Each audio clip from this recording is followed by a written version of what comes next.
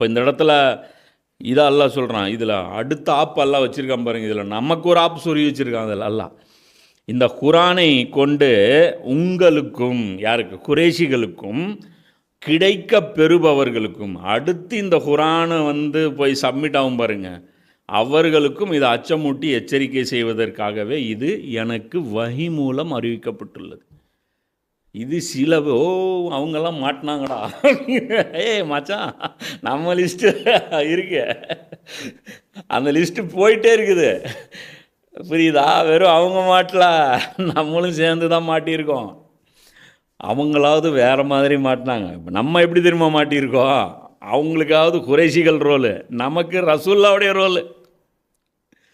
ரசூல்லா எப்படி ஒர்க் பண்ணாங்களோ அந்த மாதிரி நாம் ஒர்க் பண்ணோம்.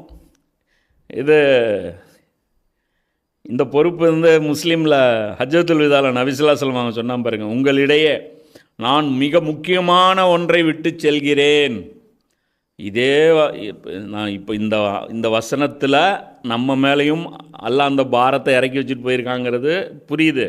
லைட்டாக சுற்றி வளைச்சி நான் மூக்க தொட்டுற மாதிரி இருக்கா, டைரெக்டாக இன்னொரு இடத்துல காமிச்சிட்டேன். 4வது அத்தியாயத்தில் தெளிவாக கடந்து தான் வந்தோம். நபி உங்கள் மீது சாட்சி, நபியின் மீது நான் சாட்சி, நபி உங்கள் மீது சாட்சி. அந்த இடத்துல அல்லாஹ் தெளிவாக சொல்லிட்டான். இப்போ இந்த இடத்துலையும் அல்லாஹ் நம்மளையும் சேர்த்து இழுத்துட்டான், வா இங்கே வாங்க கவர் ஆகுதுன்ட்டு. ரசூல்லாவும் புரியலன்னு கேம்லாம் ஆட முடியாது. ஹஜ்ஜத்துல் விதா என்ன போய் அடிச்சு பாருங்க, ChatGPTயில் அடிச்சு பாருங்கள், எதில் வேணாலும் அடிச்சு பாருங்கள், ஃபுல் டீட்டெயில் வரும். முஸ்லீமில் 2334. உங்களிடையே நான் மிக முக்கியமான ஒன்றை விட்டு செல்கிறேன். என்னத்த? 2 இல்லை 1.